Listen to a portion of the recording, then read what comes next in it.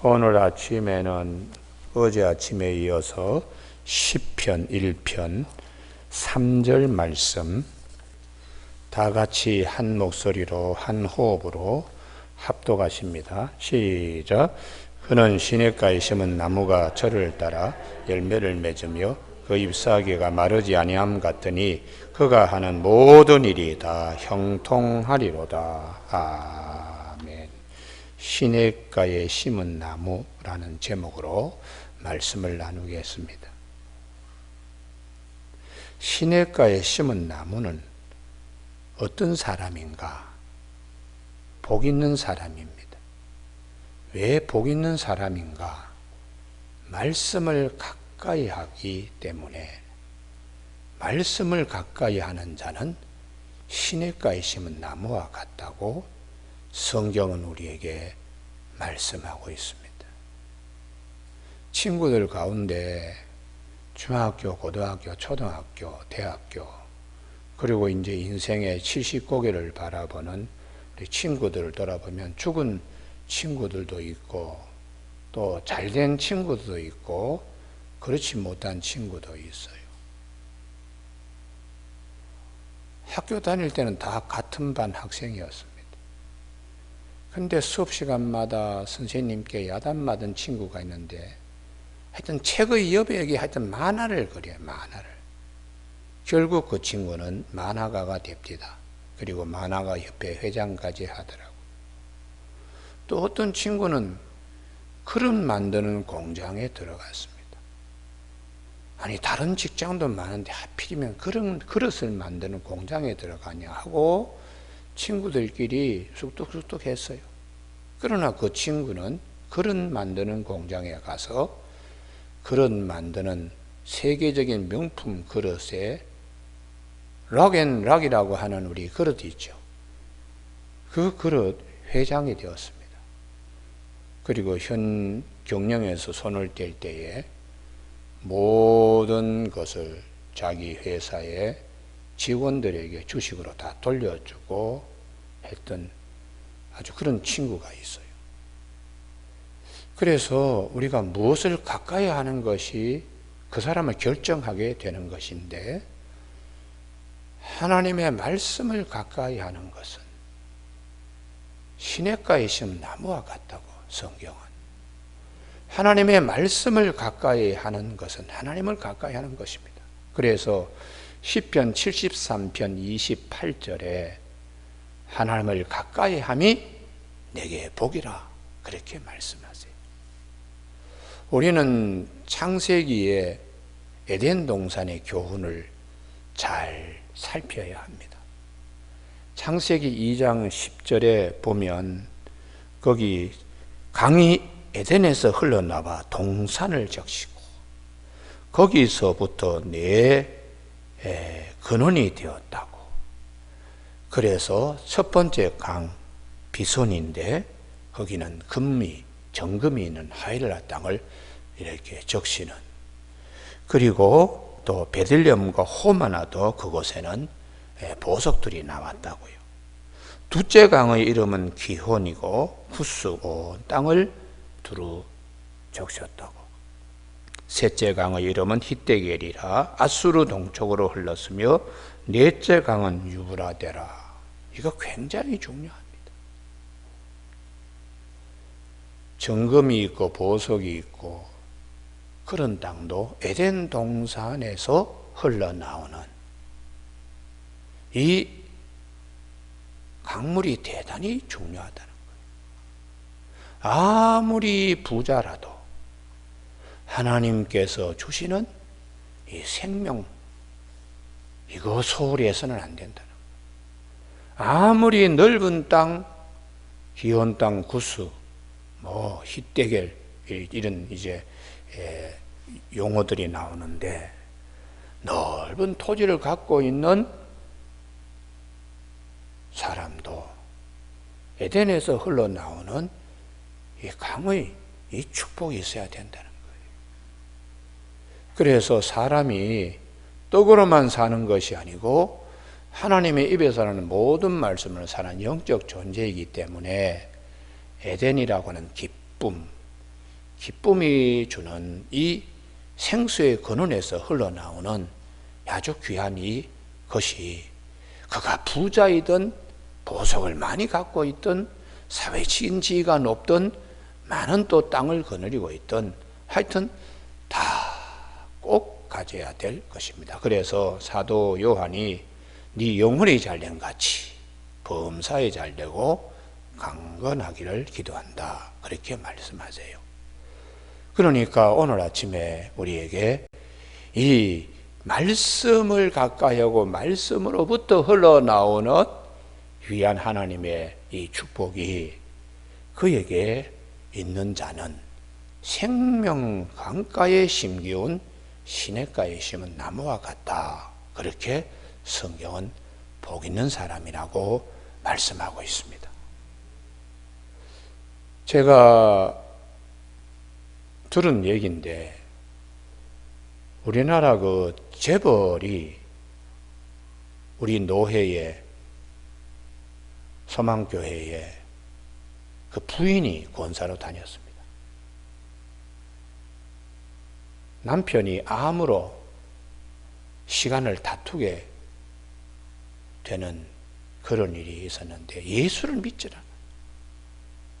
부인은 교회에서 권사인데 남편은 예수를 믿지 않고 예수 믿으라 그러면 피해요.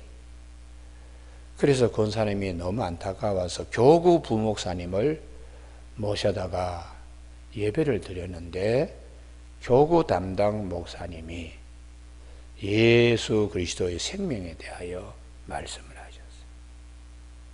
처음에는 완강히 부인하더니 조금 틈이 보이더라는 거예요. 그래서 신방을 갔다 와서 담임 목사님에게 보고를 하니까 알겠다고. 그래서 담임 목사님이 이제 신방을 갔습니다. 광 목사님이 신방을 가서 말씀을 전했습니다. 눈물을 쭈르르 흘리시더니 아멘, 예수를 믿겠습니다. 그렇게 그 부자가 눈물을 주르르 흘리는 것, 이게 생명 강가에 심기우는 간격 때문에 그렇습니다. 내가 아무리 정금을 가지고 있고 베들레헴 호마노를 가지고 있는 부자라도 생명 에덴에서 흘러나오는 강이 동산을 적시고 네 근원을 이루고 네 근원, 강의 모든 근원이 되는 동서남북에 그가 어떤 지위에 있다 할지라도 하나님이 주시는 참 기쁨은 생명입니다. 할렐루야. 그래서 이걸 이제 말씀을 들으면서 일생 내가 왜 그렇게 살아왔나. 사람이 떡으로만 사는 것이 아니고 하나님의 입에서 나오는 말씀으로 사는 것인데 지금 이제 절벽 끝에 섰잖아요. 나에게 육신의 장막을 벗은 후에 난 어떻게 되느냐? 답이 없습니다. 근데 그에게 목사님이 가셔서 인생은 육신의 장막에 갇힌 것만이 아니라 영혼의 세계가 있습니다. 여기는 예수 그리스도를 통하여 길과 진리와 생명 되시는 그분을 통하여 아버지께로 갈 수 있습니다. 편안하고 낙원입니다. 우리가 성경에서 말하는 에덴 이상으로 하나님 우리에게 낙원을 예배해 두셨습니다. 믿는 자, 곧 그 이름을 믿는 자, 영접하는 자는 하나님의 자녀가 되는 권세를 값없이 그냥 주시는 것입니다. 얼마나 이 귀한 복을 우리에게 주시려고 독생자를 아끼지 아니하시고 우리 모두에게 십자가상에 내어주심으로 이 길로 오라고, 하나님의 큰 사랑의 사인이 이 길로 오라고 하나님이 말씀하고 계십니다. 이제 유일하게 나는 어떻게 되는 거에 대한 답을 얻게 된 것입니다. 여러분, 그래서 우리가 말씀을 가까이 하는 것이 시냇가에 심겨지는 나무와 같이 그는 복 있는 자라는 것입니다. 그래서 사도 바울이 때를 얻든지 못 얻든지 말씀을 전하라. 이유는 디모데전서 4장 5절에서 말씀과 기도로 거룩하여지기 때문이라는 거예요.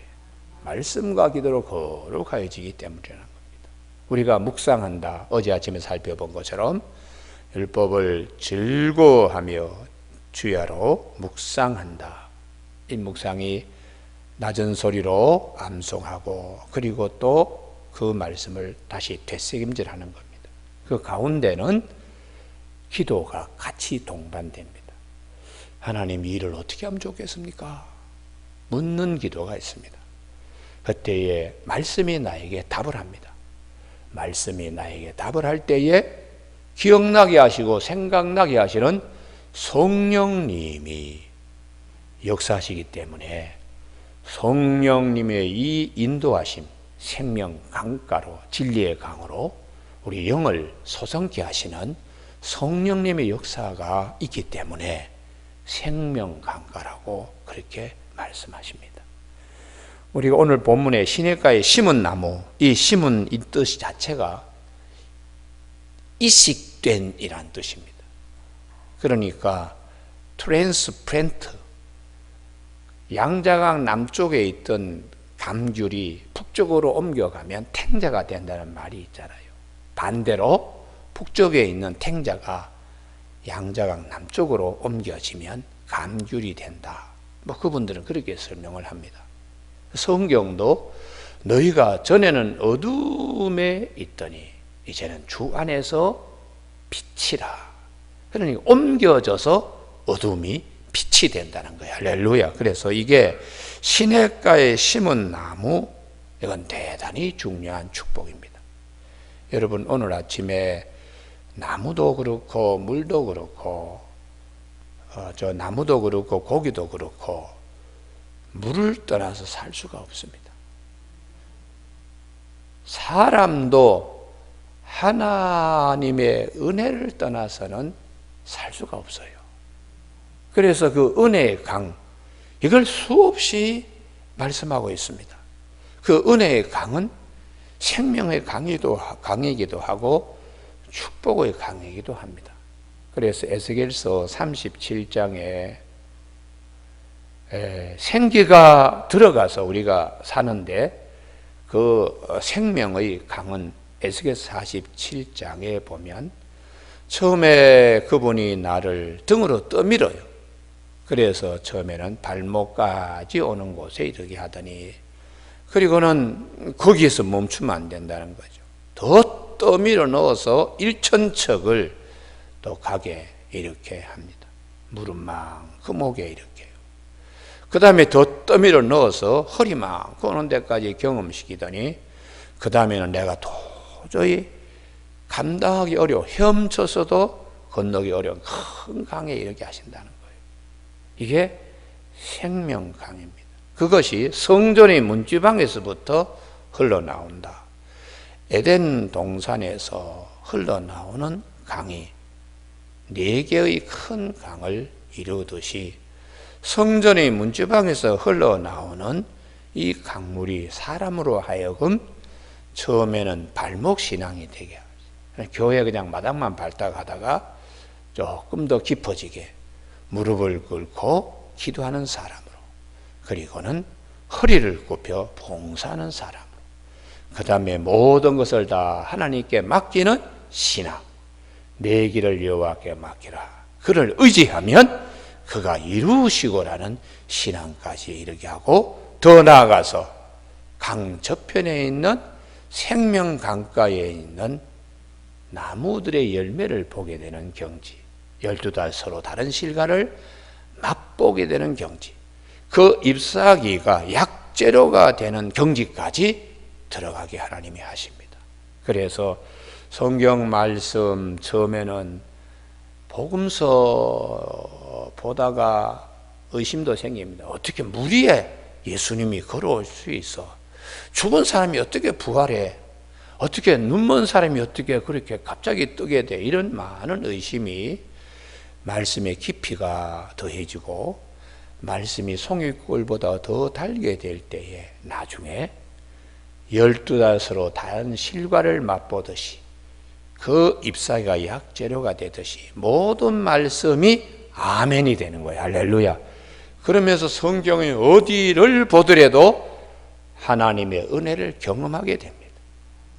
이게 생명강가에 시냇가에 심기운 나무와 같은, 이전에는 전혀 그런 삶의 방식이 아니었어요. 그러나 이제는 이 하나님의 말씀을 이전과 다르게 더 사랑하게 되고 더 깊이 묵상하게 되고 거기서부터 흘러나오는 은혜가 영혼을 적시고 영혼이 잘된과 같이 범사에 다 감사하는 아멘의 사람이 되는 것입니다. 이게 영적으로 대단한 축복입니다. 할렐루야. 그래서 우리가 이제 나이가 원숙한 경지에 들어가게 되면은 다 그렇습니다. 저의 경우에도 그렇습니다. 목사님, 이게 좋습니다. 여기가 참 구경 갔다 왔더니 기가 막힙니다. 다녀봐도 그겁니다. 제일 큰 기쁨은 성경 말씀에서 흘러나오는 은혜의 강물입니다. 은혜의 강물. 이게 우리를 얼마나 참 기쁘게 하는지 몰라요. 그러니까 말씀을 묵상하고 있을 때에 문득문득 기억나게 하시는 그분의 역사에 감사하는 겁니다. 그래서 우리는 교회 안에는 이 성령의 역사가 있습니다. 그래서 안디옥 교회에 보면은 이 에덴 동산을 적신 강과 같이 성령님의 역사가 있어요.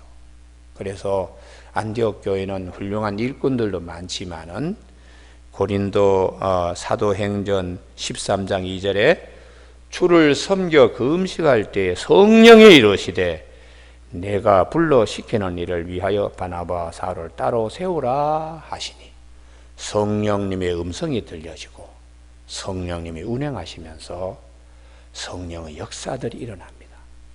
그래서 우리가 오순절 마가의 다락방에서 에덴 동산의 그 생명강 동산을 적시는 성령의 강이 오순절 마가의 다락방에 이제 임하게 되는 것입니다. 그래서 그 안에서 많은 사람들이 은혜를 받고 생명이 무엇인가 다 그냥 그 은혜에 적신바 되어서 생업 일터의 자리도 신앙을 지키기 위해서 옮겨가는 그런 일들이 많이 있었습니다. 여러분, 오늘 아침에 우리 모두에게 이 분명한 진리 한 가지가 있는데요.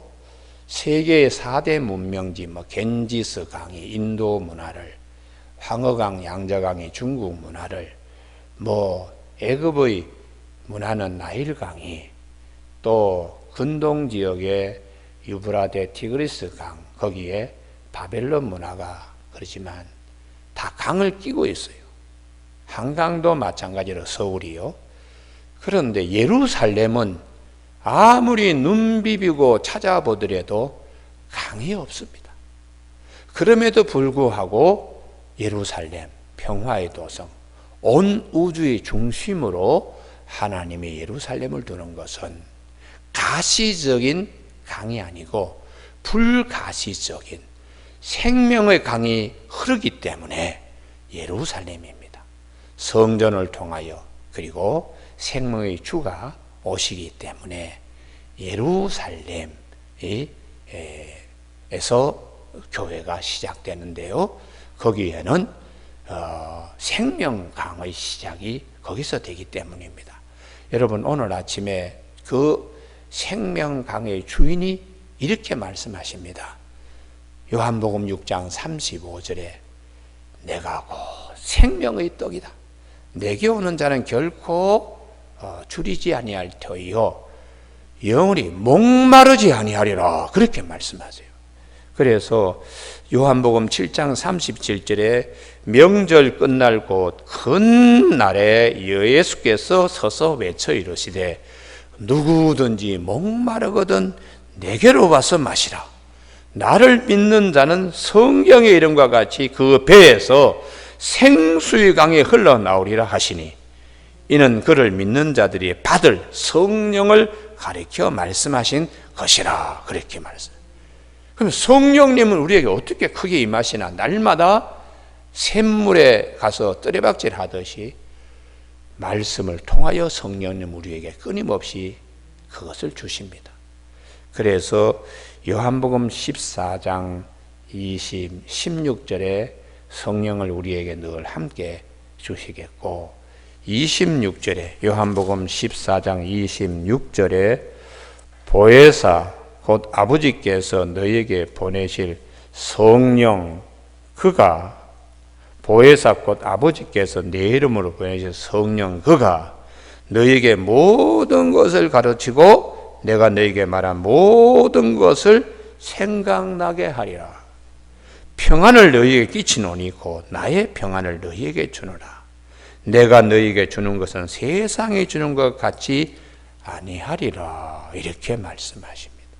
말씀을 통하여 성령님께서 말씀하시는 이 생명, 이 생수, 이것은 세상이 주는 것과 다르다고 그렇게 말씀하세요.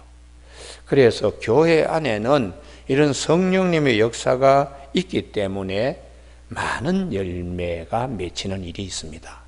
성령의 역사로 귀신도 쫓겨나가고 병도 고침받고 답답해하는 사람이 어떤 하나님으로부터 오는 말씀을 들음으로 해결받는 기쁨도 있고요. 또 기적 같은 일들을 주님의 몸된 교회에서 하나님이 주시는 열매 은사들입니다. 그래서 여러분, 오늘 아침에 어떤 자가 복이 있는가? 삶의 방식이 다르다는 것이죠. 세상의 방식이 아니고, 악인의 꾀, 죄인의 길, 오만한 자리가 아니고, 하나님의 말씀에 내 믿음의 심지를 견고하게 내리면 말씀 속에서 우리에게 영원한 생명, 그리고 성령이 우리에게 주시는 많은 선물들, 또 가시적인 여러 가지 자녀의 문제라든지 병 고치는 문제라든지 답답한 문제, 이런 등등이 구체적으로 해결되는 그런 일들이 있습니다. 그래서 오늘 아침에 우리가 하나님의 말씀을 늘 가까이 하는 저와 여러분이 되시길 바랍니다. 그런 분은 시냇가에 심겨져 있는 나무와 같은 분이라고 하나님은 우리에게 일러주고 있습니다. 그래서 열매를, 철을 따라 열매를 맺으며 그 때를 따라 돕는 은혜의 자리가 늘 있습니다. 그 잎사귀가 마르지 아니함 같으니 12닷으로 다른 실과뿐만 아니라 잎사귀가 약재료가 되는 것처럼 하나님이 우리에게 주시는 말씀이 나를 번성하게 하고 기운차게 합니다. 그래서 노년에 윤기가 나는 사람이 있습니다. 그분은 은혜에 있기 때문에 윤기가 납니다. 노년에 아주 추하게 늙는 분이 있어요. 부자인데도, 사회적인 명성이 있는데도 영혼의 윤기가 흐르지 않기 때문에 그렇습니다. 그러니까 우리가 이 하나님의 말씀이 얼마나 우리의 영을 새롭게 하고 풍성한 정말 이 생명의 강인 것을 우리가 아침에 다시 한번 확증하는 우리 모두가 되는 아침이 되기를 주님의 이름으로 축복합니다. 기도하시겠습니다. 하나님 아버지, 세상의 것들로 신호등 삼게 하지 아니하신 하나님, 주의 말씀으로 하여금 저희들로 하여금 신호등 삼게 하시는 하나님, 오늘 아침에는 주의 말씀 안에 우리 자신을 심으라고, 율법을, 여호와의 말씀을 즐거워하고 그 말씀을 주야로 묵상하는 자는 시냇가에 심기운 나무와 같다고 하신 이 말씀을 잘 기억하여 때를 따라 철을 따라 열매를 맺고 잎사귀가 번성한 우리의 삶이 되게 하여 주셔서 에덴 동산에서 강이 동산을 적시고 네 개의 큰 강의 근원이 되듯이 주의 말씀이 동서남북 상하기천 남녀노소를 막론하고 영혼을 적셔서 모든 사람이 하나님의 생명강가에 심겨는 이 큰 말씀 앞에 오늘도 우리가 기도하는 제목도 말씀 통하여 은혜 받게 하여 주시고, 우리의 인생길에도 말씀을 통하여 우리의 갈 길이 일곱 날의 빛같이 환한 것을 경험할 수 있도록 축복하여 주시길 원하오며 예수님의 이름으로 기도드립니다. 아멘.